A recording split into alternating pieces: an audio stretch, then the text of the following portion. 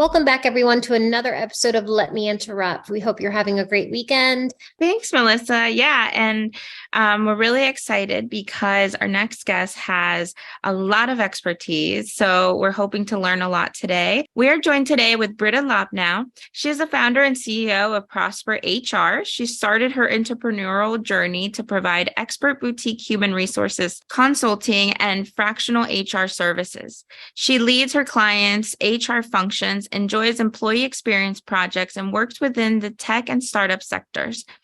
Brita is a human capital leader, SHRM certified HR consultant, and a certified career coach who is dedicated to being a trusted partner and advisor. She brings 12 years of HR experience from working at startups and for McKinsey and Company. When she is not researching the next big HR topic, she's paddleboarding around the Casco Bay in Maine. Brita is a self-proclaimed bird nerd and is accompanied at all times by her two dogs. So welcome, Brita. Thank you. Thank you for that introduction. Yeah, welcome, Brita. As Cindy mentioned, a warm welcome to you. So kind of jumping in, I'd love to hear what kind of motivated you to take the leap and start your company, Prosper HR. So my background is in startups and tech. So when I began my career, I was working within the startup industry, and I was working for all sorts of startups. At that time, I also considered going back to grad school. So I did that. I went to grad school while working full time, and I got my MBA in strategic leadership and organizational behavior. So I was very HR focused, and I had always known that HR was my calling. At the same time, as soon as I graduated from grad school, I also got my SHRM certification, which is the Society for Human Resources Management. So that all happened kind of all simultaneously, and it worked out really well. So with those credentials under my belt, a recruiter friend had reached out to me while I was living in the Bay Area, and they were like, "We have this amazing opportunity to join McKinsey and Company." Which is a, very, it's a well-known business consulting firm. So I decided I couldn't turn down that offer, and I jumped into it full swing. I was with McKinsey doing internal HR for 4 years. I was in 2 different locations in San Francisco and Atlanta. And after some time, I started realizing that I needed a little something more. I was taking on roles throughout my career that I would take on the career of the new role, and then I felt a little okay, what's next? I feel like I've mastered this role so quickly. What do I do next? And I was feeling that way at McKinsey as well. I had a lot of learning opportunities at McKinsey and a lot of exposure to the consulting world. And so I decided I wanted to leave McKinsey, but you really just don't leave a huge well-known consulting firm without doing something really cool. So I was I work really well as an independent contributor. And also I want to be able to build something of my own. I always felt like I was going to be an entrepreneur in whatever I decided. And so I took a leap of faith. I started building a clientele on the side while I was working at McKinsey, just taking on a few clients here and there, very minimal hours. But I realized there was something I could do full time and really support my clients on the HR side. And advise them in with HR. And so I took that leap of faith. I started Prosper HR in July of 2021. And I haven't looked back. And it's been really wonderful because my clients are in tech and startups and small businesses. And so it's allowed me to pack up and move. I moved to Maine very randomly. And it's allowed me to work remotely with clients across the US. I've had international clients. So it's really allowed me to have that freedom of location and being able to select what roles I'm working within, which clients I work with. So that's kind of what inspired me to make the change. That's lovely, Britta. There are two things that I wanted to touch on. Early in your, what you've just shared, you said that you always knew that HR was what you wanted to do. Can you kind of elaborate, like what about human resources or the human capital was so appealing to you? Yeah, I think that what was so appealing was like the problems I was able to solve. And that relates to like, a lot of HR people say, I love people. I think that's wonderful. And that's you know, a good reason to obviously get into HR, but I don't think for me that's the only, like, that's not the deciding factor. For me, it's like solving real life human problems within the workforce. And when you think about how much time we actually spend, whether you're working a 9 to 5 job or you have your own business, we spend so much of our lives in our work and, really encompass like our whole, like my whole life is my work, but I know that's not like everybody's calling. But we spend so much time within our careers, and our careers at times define us. And so for me, it was thinking like, if people are spending like this is their life, we need to make something really great. We need to be able to solve the problems that they're having in the workforce. And like, what do those look like? And so there's a lot of strategy and problem solving within HR. And I think that that's like where I became drawn to it. There's like a second part to that as well. And within HR, what I do is a lot of like policy writing, handbooks. I'm a California compliance expert because a lot of my HR background is like I lived in California for so long. So I know a lot of the California compliance and employment law. And so there's a part of it is like you're almost like a lawyer, but not like actual legal counsel, but you know a lot of laws and employment laws. And I love it's fascinating. There's so many compliance pieces that change every year in every state. And so it's like a lot of learning that you have to continuously be doing. And so to me, that I find a lot of fulfillment in like learning new employment laws and things like that. Yeah, I think you're definitely an expert in your field. The other thing I wanted to touch on was you had stated that like when you felt like it was time to possibly do something and kind of expand upon what you were doing at McKinsey and Company, is that right? Yeah, McKinsey and Company. Yeah, that you like that taking that like entrepreneurial leap. Like, was any part of you scared to do that? Like, was there any fear involved, or you just knew that that was the right thing to do? No, it was terrifying because, I in getting my MBA, of course, they teach you all sorts of business things. So I had that background. But at the same time, it's like you leave a company that's well established. You don't have to like, in my role, I wasn't finding clients. I wasn't like building a business. I didn't have to like manage people. And so it was terrifying because I was like, okay, there's no plan B here. This is it. And so I do think when you have that mindset of like, there isn't a plan B, then it encourages you and motivates you to like really get things going and get things right. But I mean, there's still days where I'm like, I can't believe I did it. Like, I'm just like, wow, this is like, it's just baffling to me, like how I've come, like looking back from point A to now where I am, I'm like, wow, this is incredible. Still scary some days because things are always changing and evolving in the business. And so, and my business is still fairly new. So things are changing a lot more than they may be in the next 5 years. So it was scary. It still is some days, but I get a lot of like energy from that. So, I think that's my motivation.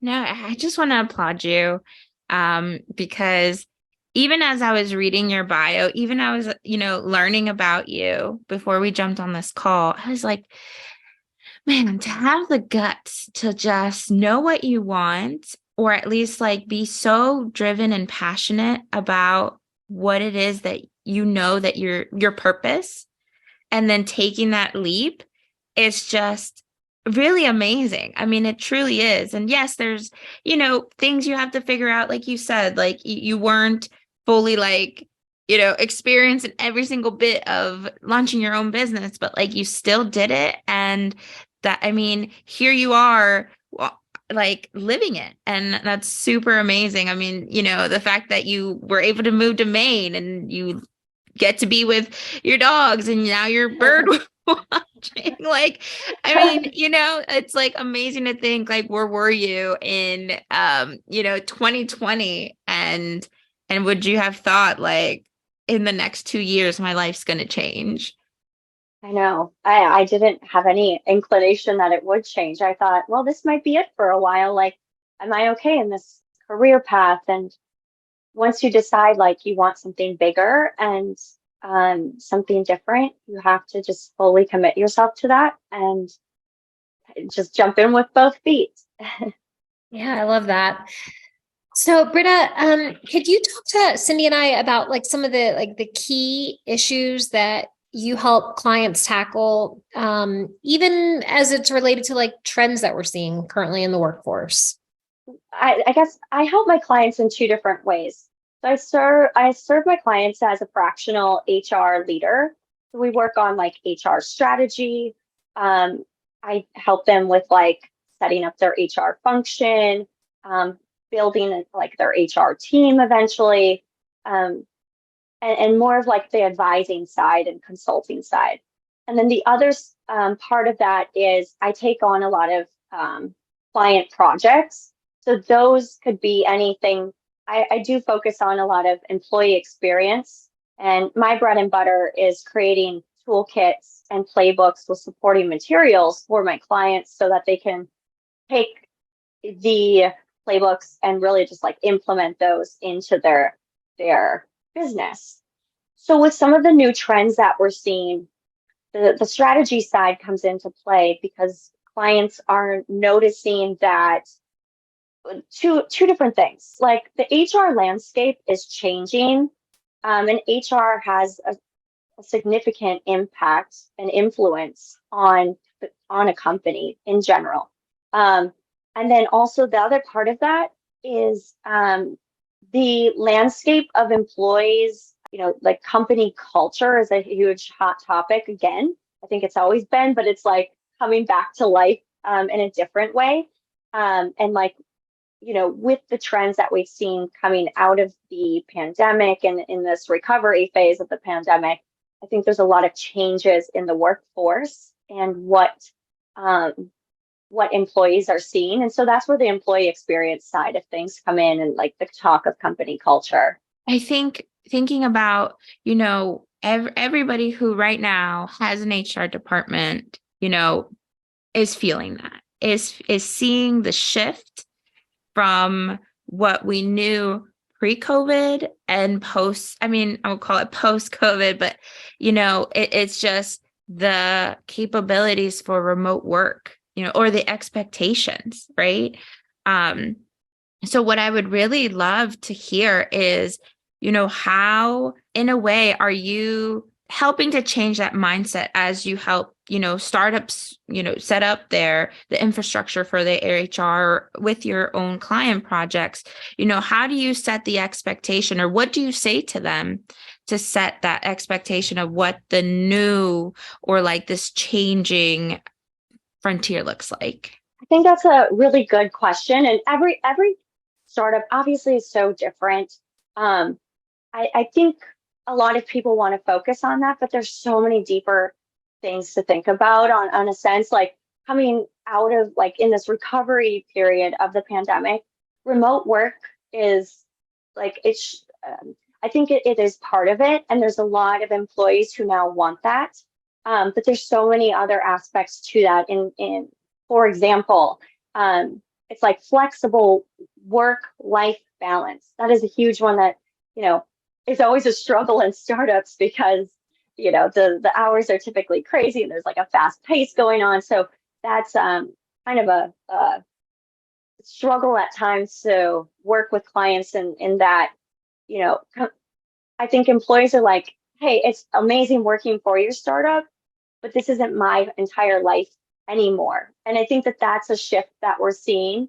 Even in my early in my career working for startups, I was just like, it was this hustle mentality of like getting there at an early time, showing up, showing my face, working until like 9 o'clock, and they would have dinners and breakfasts and lunches to keep you there. And it was all kind of like fantastic in my head at that time. But now it's like I wouldn't want to be in the workplace that much. And I wouldn't want to be, because you want that freedom in a sense. And so what I'm coming across with a lot of clients is like building that work-life balance, and remaining competitive.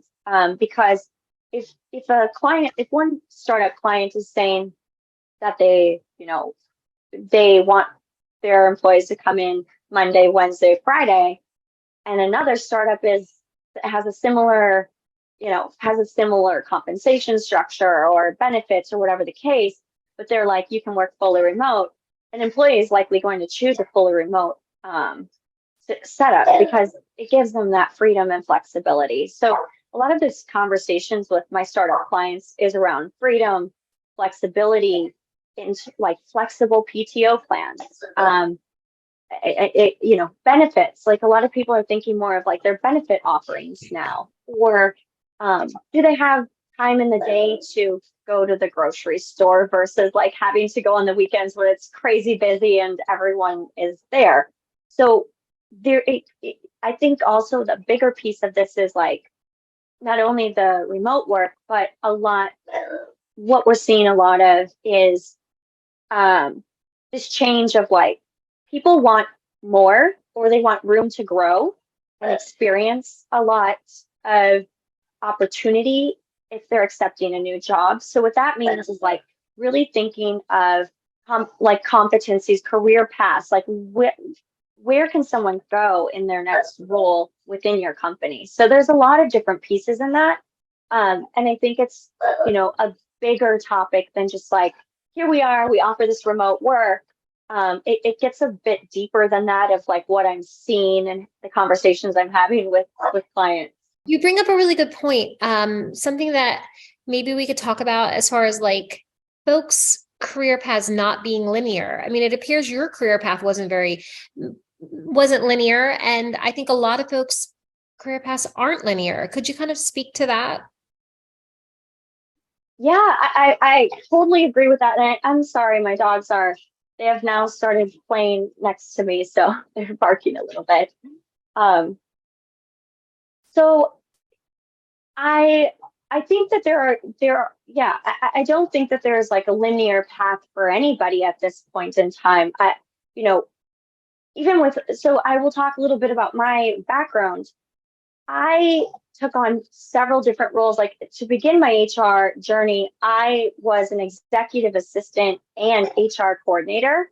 So I wasn't sure. I was like, I'm hyper organized. I like love to plan things.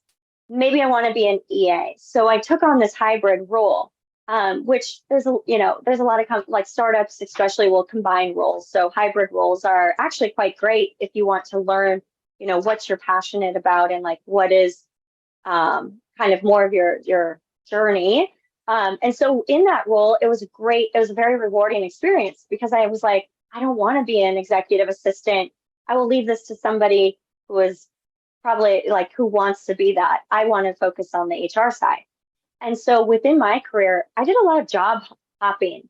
And that is because I found that oftentimes when I took on a new role, I was like, okay, 3 months into it, now I'm bored. What else do they have for me to do? And I would ask for a lot more work or new responsibilities. And they would happily give those to me without the pay or the title included. And so I found that like if I was doing the work, I should be getting compensated for that. And also I should have the title. So that would lead me to leaving a company and getting that title I wanted and the pay that I wanted. And then I would again get really bored. So it was just like this endless cycle until I figured out that I needed to like, maybe start taking on new like roles that were bigger than my expertise because then it allowed me to learn. And so I think with that, I had a lot of my path wasn't linear in that sense. Like I jumped around. I went to different tech companies and I tried a lot of different things. And I think that we are seeing that as well in this like newer workforce within like, millennials and Gen Zers. And we're seeing a lot of job hopping. And that's definitely a conversation I have with my clients quite often. And I think that's because like people want opportunities to grow. And it's not always a linear path, right? Some people are really great at managing others.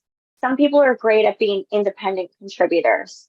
So as my clients are building out their career paths, um, which I think they should be doing, any company should be doing early on, to allow to like be able to talk about that as candidates are coming in, like having that opportunity presented is what candidates want to see. But there's like these levels, right, that aren't always like, hey, now you have moved up to like a senior, like now you're a manager level. Like some people don't want to be a manager ever. And then you have to have another career opportunity where they can be senior independent contributors and whatever that looks like in each organization.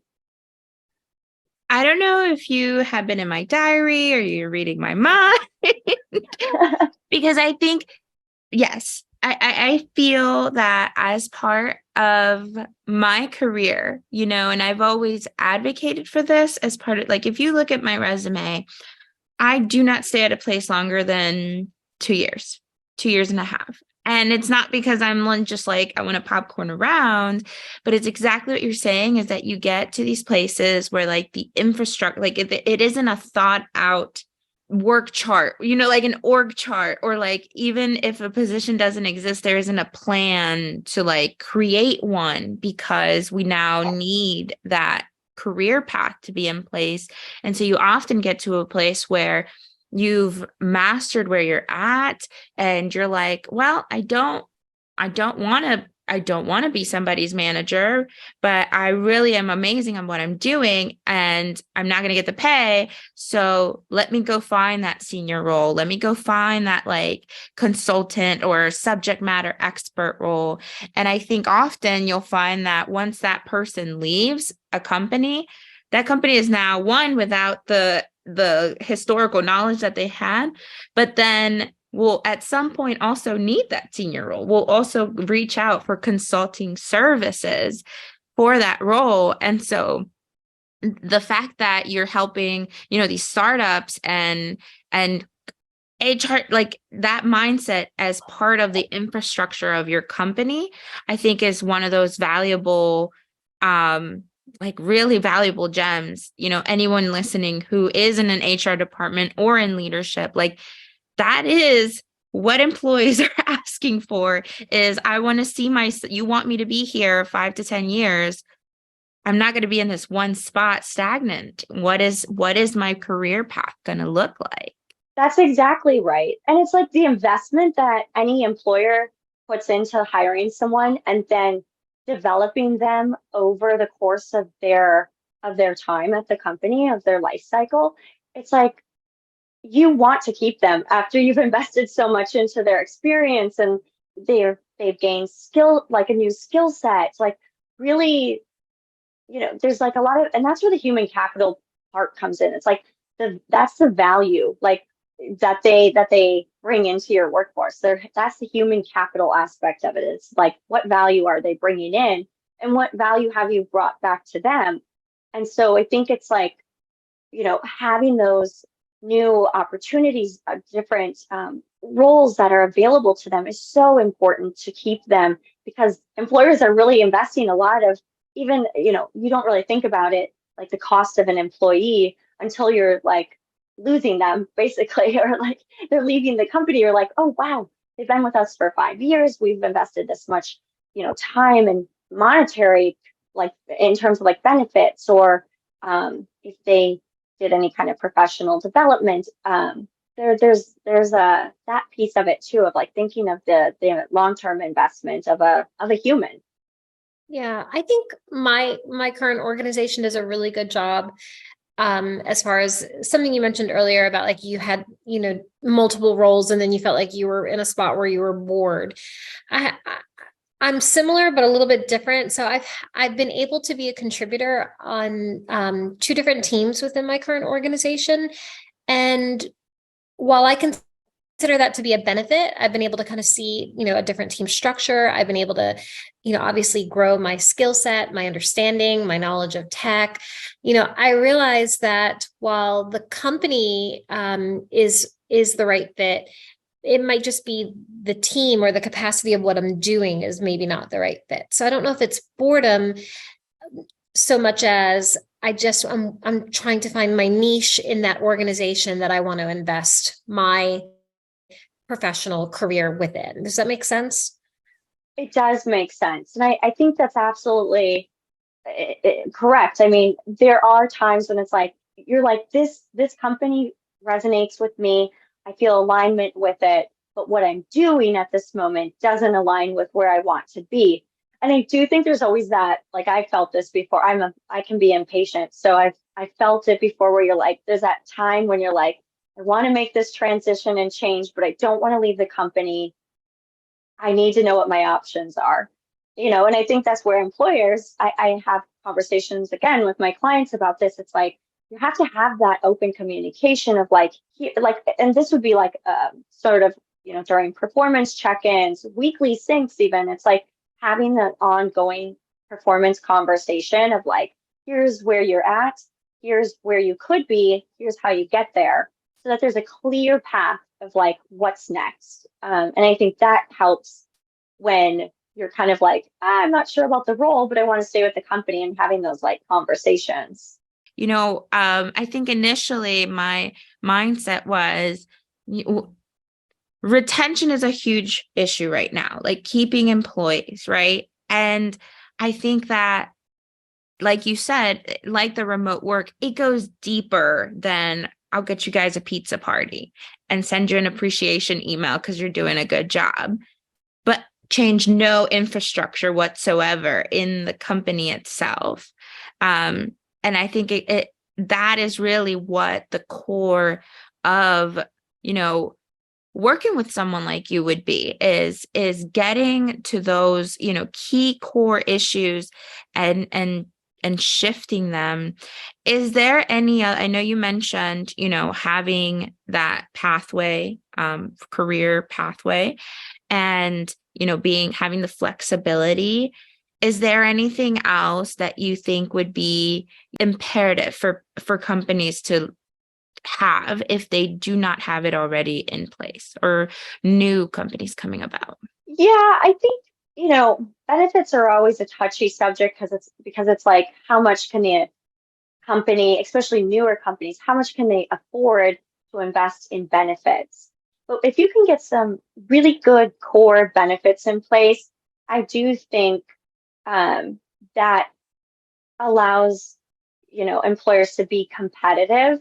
And it's not always like, hey, we can get you breakfast or something, but it is like offering maybe a flexible time off policy, or offering sick days outside of, in some states you are required to offer sick days, but like in those states that aren't, maybe then it's like, we'll offer this in addition to, or like 401ks, like those are big. People are thinking of their retirements already. So like, how can an employer offer a retirement plan, or even just like health benefits? I mean, having even a simple plan in place will set a lot of startups ahead of their competitors, because people don't necessarily want to invest in those things right off the bat, but it attracts more top talent. And lastly, I think another big benefit is like, I'm seeing a big trend in professional development opportunities. And so whatever that looks like, it could look like giving, someone some sort of stipend to go to a conference, or some sort of stipend to continue their education. But I am seeing an increase in a want and desire for that. Yeah, I a lot of what you've said has, resonated. And I see that in my current organization. We have even down to, like coming out of the pandemic, animals and pets have brought so much joy to people's lives, that comes at an expense, right? Keeping them healthy and well. I mean, my organization offers a pet insurance policy that has proven time and time again to be so financially beneficial to my two girls who are like getting older now.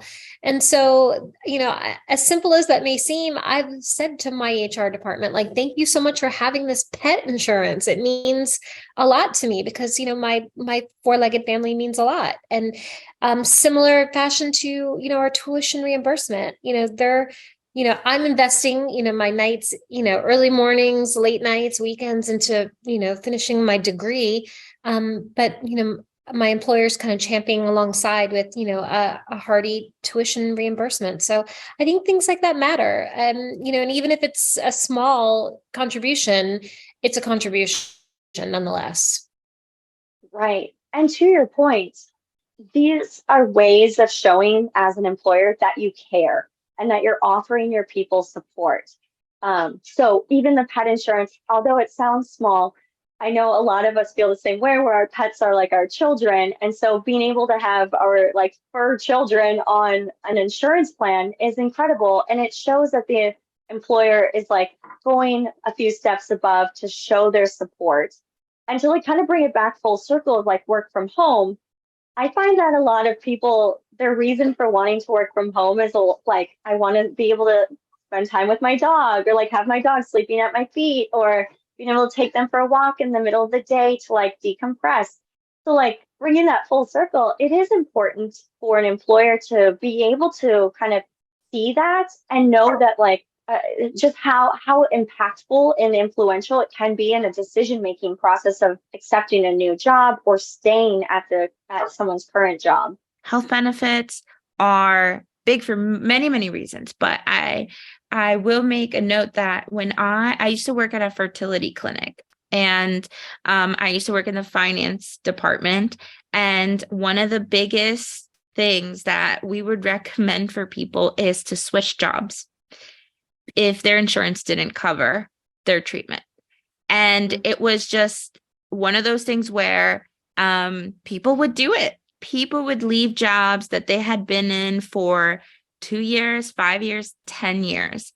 If they didn't cover, what they needed, like they prioritized their family, like family planning, and they would call back in a month and say, I work at so-and-so now, and it was one of those things where it's like you really saw it in real life, how important, that small benefit that I'm sure I don't work in HR, but I'm sure when these decisions get made, and you see that one and you're like, this is not going to be a big deal, move over. And so it's like changing the mindset from like dollars on a piece of paper to like the human component of this, of like people want to prioritize being close, to their dogs. People want to prioritize expanding their family. Like, I think you hit the nail on the head with that one. Because that definitely, I saw that happen time and time and time again. Yeah, I think that's an excellent point of like, I've had a few startups come to me where they are considering the family planning benefits. And that sets them so far ahead of others. And even I've written probably about 4 parental leave policies already this year, and it's beginning of March. So people are, and when I'm thinking of these parental leave policies, like that is a big benefit that I actually don't see offered that often. Like obviously there are state regulations and certain states that are required to be offered, but outside of that, I'm seeing a lot more startups offering this parental leave paid time off. And it's really fascinating to me because it does, again, it goes back to the support and the human element of like supporting your people, because without this like support of its people, like what is a company at the end of the day without its amazing workforce? So yeah, the parental leave has been a big one, and it excites me. It gets me excited for It's like a lot of these startups are kind of being more forward thinking and encompassing, mothers, fathers, birthing parent, non-birthing parents. So I think things are really changing, and that landscape will be quite interesting to see how others kind of navigate it as well. Britta, I want to just say that I think in like our short time together, I can see how passionate you are for people. I feel I see a lot of myself in you. Like I'm a people person for sure. We had a HR professional on a couple months ago, and she's in the healthcare insurance industry. And I think her quote was, "She's a people connector and a solution seeker." And I may have gotten that wrong, Vida. Hopefully I didn't, but I see a lot of you in her and me in you. And I can just see that you're very passionate for people. And so I just want to just point that out.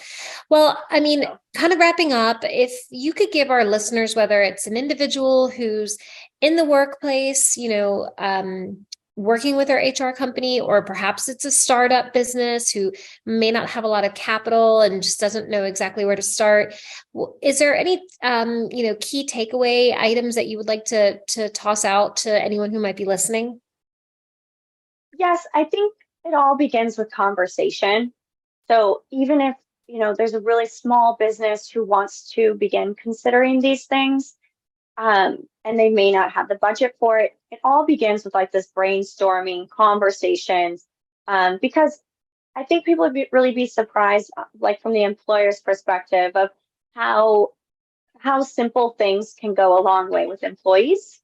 And I think for employees, it also kind of stems from conversation. If benefits, or certain things are not being offered at their job that they would like to see, having that conversation with their manager, or if they're comfortable, with having that conversation with their leadership team, really just planting seeds is how I kind of see things, and then seeing how those grow, and they will grow in time.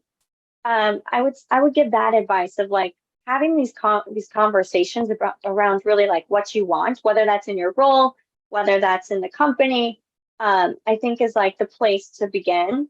And then also just always like, from an employee's perspective, always like thinking of what's best for you at long term and even in the short term. And I think that kind of goes to Cindy's point of like, encouraging people to leave their role if like a benefit that they need that would actually be financially, more supportive to them if they left their role or whatever.